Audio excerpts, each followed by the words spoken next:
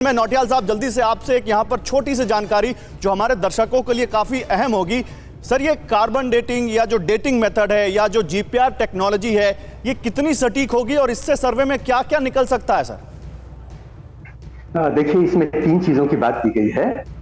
एक है साइंटिफिक सर्वे। सर्वेक्षण में हम किसी चीज के साथ छेड़खानी नहीं कर रहे हैं, हम उसकी फोटोग्राफी कर रहे हैं, वीडियोग्राफी कर रहे हैं।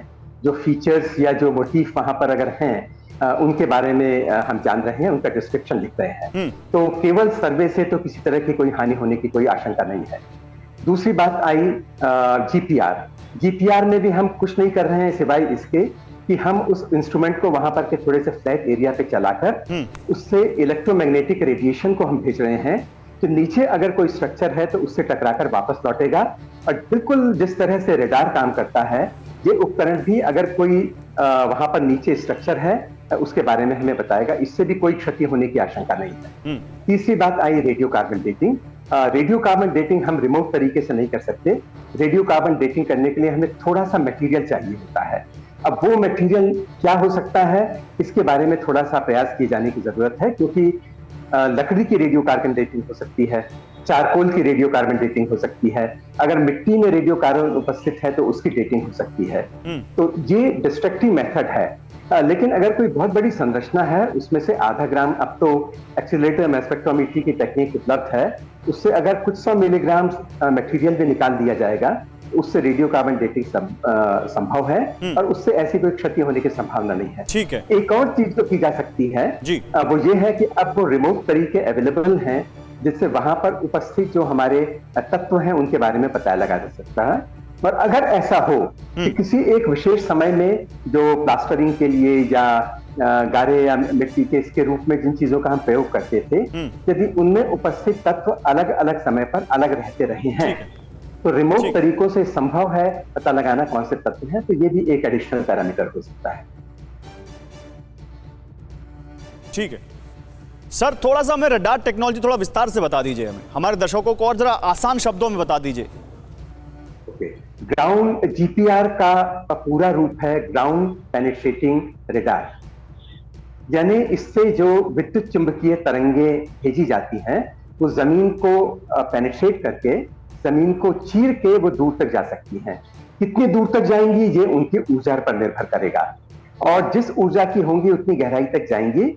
और वहां पर अगर कोई चीज इनको परावर्तित कर देती है, उससे टकरा कर ये वापस आ जाती हैं, तो हम ये अंदाजा लगाते हैं कि वहां पे कोई चीज उपस्थित है या नहीं है। इसके अलावा जियोफिजिकल आर्कियोलॉजी भी एक चीज होती है, वो भी करीब करीब यही चीज है। उसमें 500 मेगाहर्ट्ज के आसपास का जो रेडिएशन है वो भेजा जाता है, इलेक्ट्रोमैग्नेटिक या विद्युत चुंबकीय तरंगे भेजी जाती हैं। ये ऊपर से भी किया जा सकता है, काफी दूर से भी किया जा सकता है। ये तरंगे पृथ्वी में अंदर तक, थोड़ा अंदर तक जाती हैं। कितनी गहराई तक जाएंगी ये उनकी ऊर्जा पर निर्भर करेगा। कितना सर, तो ये जो कुछ आप बता रहे हैं, इससे क्या इमारत को कोई नुकसान पहुंच सकता है? क्या इमारत को किसी तरह का कोई क्षति पहुंचेगी? नहीं, इससे इमारत को क्षति नहीं पहुंचेगी। और सच तो यह है कि अगर खुदाई भी की जाती है और सावधानी से इन सब सर्वेस को करने के बाद खुदाई ऐसी जगह पे की जाती है जिससे स्ट्रक्चर तक कोई झटका नहीं पहुंचे, कोई नुकसान नहीं पहुंचे, और धीरे धीरे की जाए, तो मेरे ये पर्सनल ओपिनियन है, मेरा ऑब्जर्वेशन है कि शायद उससे भी बिल्डिंग को नुकसान नहीं पहुंचेगा। But it has to be done very carefully. जी, बहुत बहुत शुक्रिया आपका हमसे जुड़ने के लिए डॉक्टर सीएम नौटियाल। धन्यवाद आपका अपना टाइम हमें देने के लिए। लेकिन मैं एक बार फिर से सुभाष नंदन चतुर्वेदी जी आपके पास आऊंगा। सुभाष नंदन जी, देखिए, एक दिन में और वो भी कुछ घंटों में तो किसी नतीजे पर पहुंचना बहुत ही मुश्किल है, लेकिन सर्वे में क्या कुछ आज आप लोगों ने कुछ देखा क्या?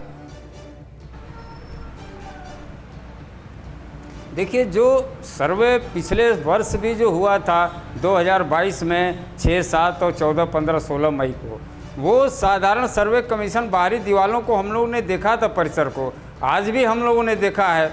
अब एएसआई जो अंदर जो है ज़मीन के अंदर, उस तहखाने के अंदर, उस दीवालों के अंदर क्या इनका जो है, क्या नेचर है, क्या इनका एज है, ये अभी उस स्थिति में हम नहीं पहुँचे हैं। अभी तो केवल जो है एएसआई के टीम ने अपनी सेटिंग, कहा जाए कि व्यवस्था अपनी बनाई है, अपने जो है ये मेजरमेंट उन्होंने किया है कि हम बिंदु तय किए हैं कि कहाँ हम किस स्थिति में कैसे जो है हम ये सर्वे करेंगे, जांच करेंगे। अभी इसी में उन्होंने 4 साढ़े 4 घंटे बिताए हैं। उसके बाद अब आगे की कार्रवाई जो शुरू होती, मशीनों को भी 2-3 जगह पे उन्होंने बैठाया था कि जो है हम इसकी जांच करेंगे, तब तक जो है माननीय सुप्रीम कोर्ट का आदेश आया ठीक और है। काम को रोकना पड़ गया है। तो आज इतना आसान और इतना कम समय में होना भी नहीं, इसमें काफ़ी समय लगेगा। एएसआई के सर्वे में कई दिन लग सकते हैं, महीनों लग सकते हैं, क्योंकि उस परिसर के एक एक बिंदु को, एक एक कोने को, एक एक दीवालों को, एक एक ज़मीन के अंदर एक एक जगहों का सर्वे करना है, क्योंकि हम लोगों की जो मांग है, इसलिए जो इसमें काफ़ी समय लगेगा। और आज एएसआई चूँकि ठीक है, बहुत अच्छी चीज़ है, पहला कदम हम लोगों ने बढ़ा दिया है, एक कदम हम लोग बढ़े हैं। और हाईकोर्ट से भी हमें पुनः आदेश मिलने के बाद हमारे जो याचिका, जो हमने प्रार्थना पत्र दिया है एएसआई जांच का, उस पर पुनः जो है फिर से शुरू करने का आदेश आएगा। तब तक हम लोग इंतजार कर रहे हैं। ठीक है, ठीक है, आप रहिए मेरे साथ।